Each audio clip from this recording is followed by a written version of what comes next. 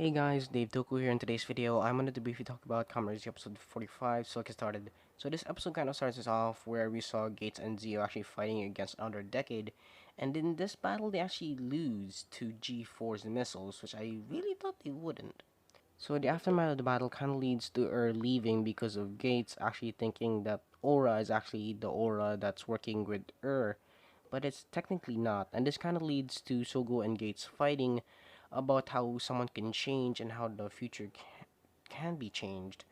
Like, I like how the conversation is from Gates' perspective of how he actually saw and lived in the world of 2068 through Sogo, who just lived in 2019, who's eventually gonna grow up to the person who's gonna probably destroy his world. And I really like that perspective of Gates and Sogo. And this also leads to Sogo leaving, and this also leads to Sogo's meeting with Owada. So if you don't know, Owada is one of the earlier riders or the people we saw being attacked by another riders being another exit, and I really like that we actually see him here. And we actually see here that he actually enters a world championship for gaming, which I'm really happy that he does. So it looks like that they haven't seen each other since their graduation, and this eventually leads to them going to the venue where they actually play the games, where with Owada losing. This eventually leads to a scene where Owada runs off from Sogo, trying to consolidate him after his loss. This leads to Owada bumping into Schwartz and getting captured by him, and this also leads to a scene where we actually see what's with those things that happened before, where those blob of iron actually tries to capture people. So it's actually a really cool concept where it actually captures Owada and turns him into this metal ball. A portal opens, and what comes out of it is a Dark Rider being Commodore Eternal. So if you don't know him, he was the movie rider who actually fought Double in their movie, and he eventually dies after the battle with Double.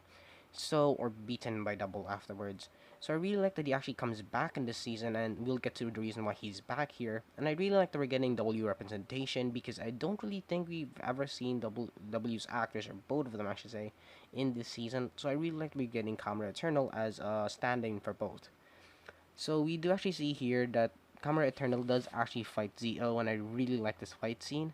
And I'm kind of happy that it's not over the top and it's kind of in ground level and not really using any power up items for Sogo. And I really like that. This eventually leads to a meeting where we see Sakasakidoya meeting with Schwartz, and he kind of tells Schwartz that he's doing this with his power, and Schwartz kind of tells him that he shouldn't have his powers or he doesn't have any powers anymore.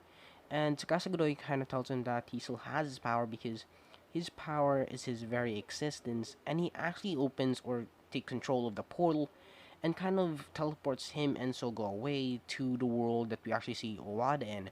So this world is kind of like a world of lost possibilities because we actually see that Owada wins the world championship here, and he's celebrating with Sogo, and Sogo tries to snap him out of it, but he actually gets brought back to the start of that sequence, and we actually get shown here that it's called the Another World or the Realm of Lost Possibilities, in that Schwartz took the possibility of Wada winning the World Championship and made a world out of it. So I really like the concept with Another Decade's powers, and this eventually leads to a scene where we actually see the reason why he's doing this, and that this is to revive Dark Riders, which we actually see with Kamen Rider Eternal here. So prior to these events, we actually see that Gates and Squimmy talk about Kamura Aqua and about their future, and Gates actually tells him that, or tells Sukumi that they shouldn't have come and that they're just running away from the future that they live in. And this eventually leads to a scene where both of them decide to go back. So we actually later learn from Kamura Aqua that they'll have to be dropped off at different timelines or dimensions because they actually belong in different dimensions, and Sukumi was just brought here by Schwartz, which is revealed previously in the previous episode. Place Gates leaving and Sukumi kind of talking to Kamura Aqua about how Sukumi and Gates only had hope for the future after meeting Sogo, but Kamura Aqua kind of tells her that that's Sogo's future to grasp, or Sogo's future. Eventually leads to a scene where Aqua kind of tells them that they have to get Schwartz's power back, or Tsukumi's powers back from Schwartz, before they go back to her time, and Tsukumi kind of just says fine. This eventually leads to a scene where you see actually run into another drive, or Hora, and he starts getting attacked by another drive, but we do see that there's actually two Horas, and Hora does actually nearly die from this another drive because this another drive is called the Paradox Roymude, and if you actually see its Roymude form, it's actually the Roymude from the Drive movie, which I'm really happy we see it again here, and that's really cool. I'm really happy that they're reusing movie exclusive suits, And I think some of these have appeared in the main series, but most of them not as much. So I really like that they're using it here, and this eventually leads to a scene where Woz actually saves Hora and actually uses Ginga Final.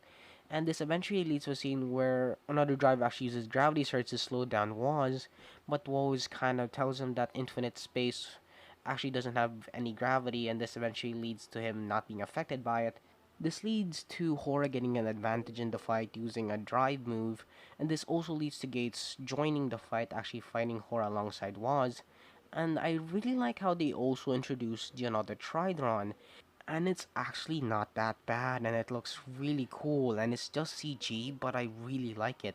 This also leads to a scene where we see Hora and talking, and this also leads to dying from Hora, who says that they're both running from Schwartz, but there could only be one, which leads to Hora killing This also leads to Schwartz smiling, and this kind of leads to Zo or Sogo getting freed from the another world from Decade, and we do see him actually see this all play out, and this leads to Sogo kind of holding in his arms and yelling his name, and this also leads to dying.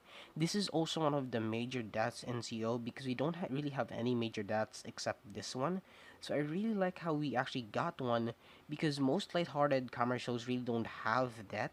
But I really like how this one actually is used to fuel Sogo to fight against another drive and kind of go on an anger feat against another drive.